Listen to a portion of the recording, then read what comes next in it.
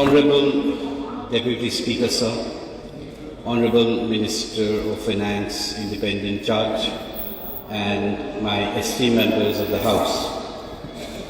I will not keep you long. I am the 11th among the 19 speakers, and today is the penultimate day of the budget. So mine is a very structured speech. Budget are supposed to be blueprints for progress and not fairy tales of fiscal fantasy. Yet we have before us today a document so detached from the reality that it deserves a place in fiction, not in finance. This is not a budget. In fact, it is a bailout for bad governance, a master class in mismanagement, and a sermon of slogans with no substance. Bengal does not need more of empty promises wrapped in glossy figures. It needs more jobs, more investment, and a roadmap out of this economic abyss. Honorable Sir, if governance were as grand as the government's claim, Bengal would be leading the nation, not bleeding under debt. I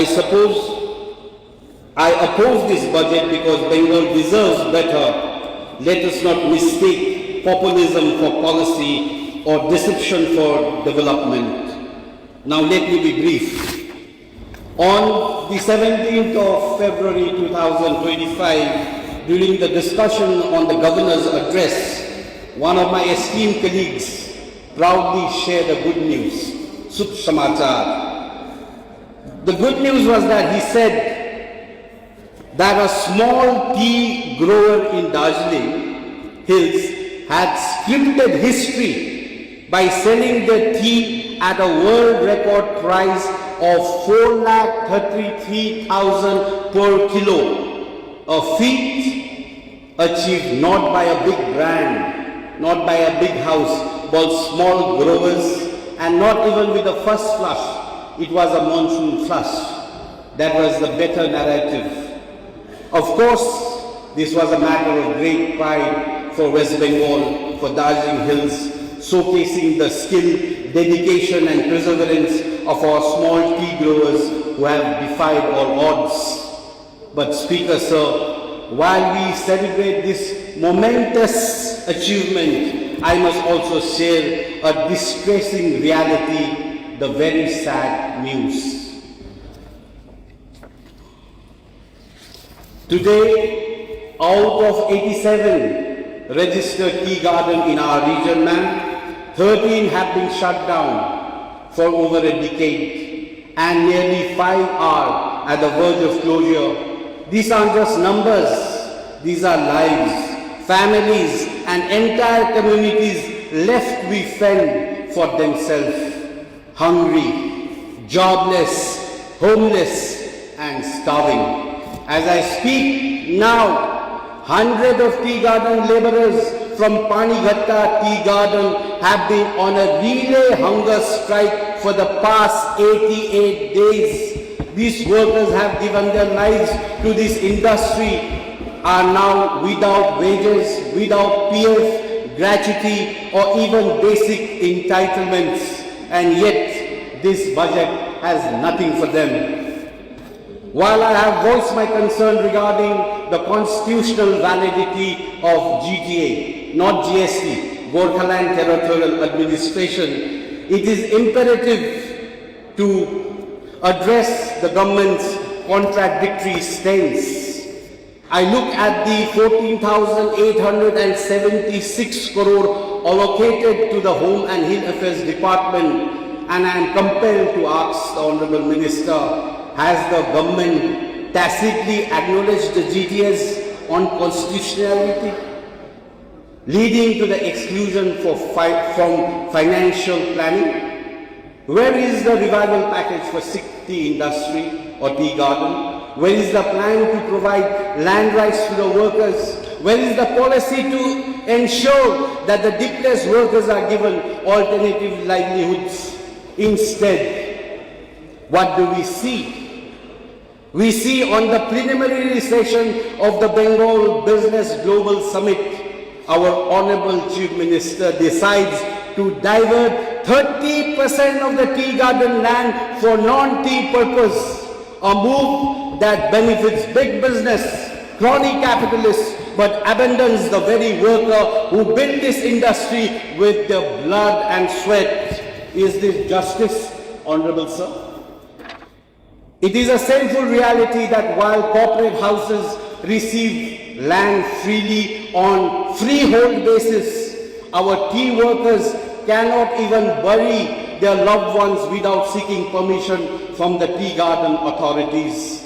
I seek to rise and raise an urgent clarification on notification number 3076 LP 1A04/23, which pertains to the distribution of home pattas among the alleged landless tea garden laborers in North Bengal. The tea garden workers and long-term occupants of Darjeeling and Kalimpong are not landless.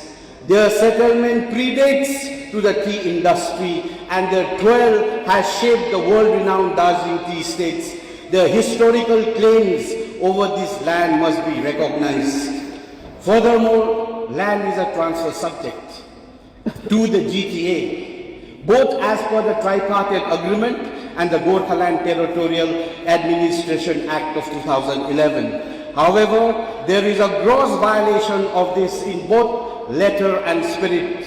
Why has the elected leadership of GTA Sabha, the elected representatives, including the MP and the MLAs of the region, the registered labor unions, tea expert, not been consulted on these matters? With the resumption of survey work under notification number 45492 LP 1A2423, there is a widespread discontent and resistance from tea garden workers.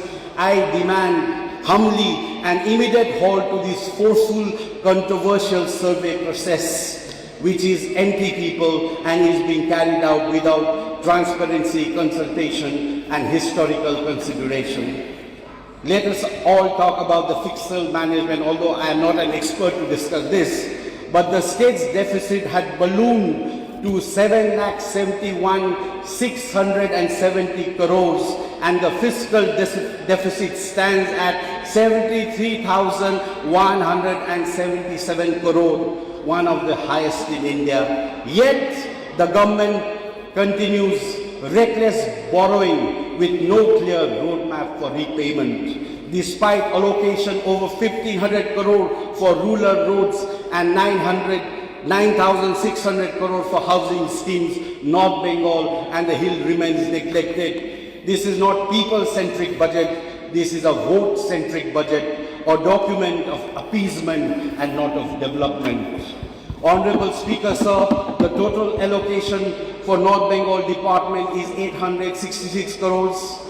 For Gorkhaland Territorial Administration, it is 935 crores.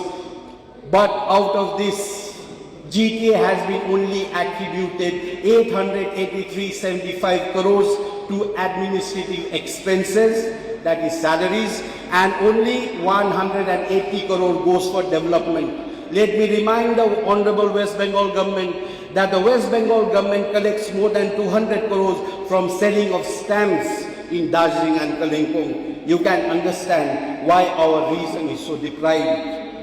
The budget is not about numbers, it is about priorities. This budget fails to prioritize the people of the hills, the struggling tea workers, and the future of region. If we continue down this path of neglect, history will not forgive us. I stand here today not just as a representative, but the voice of those thousands who have been ignored.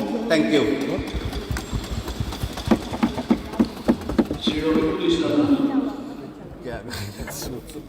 Sir আমাকে কিছু বলার সুযোগ দেওয়ার জন্য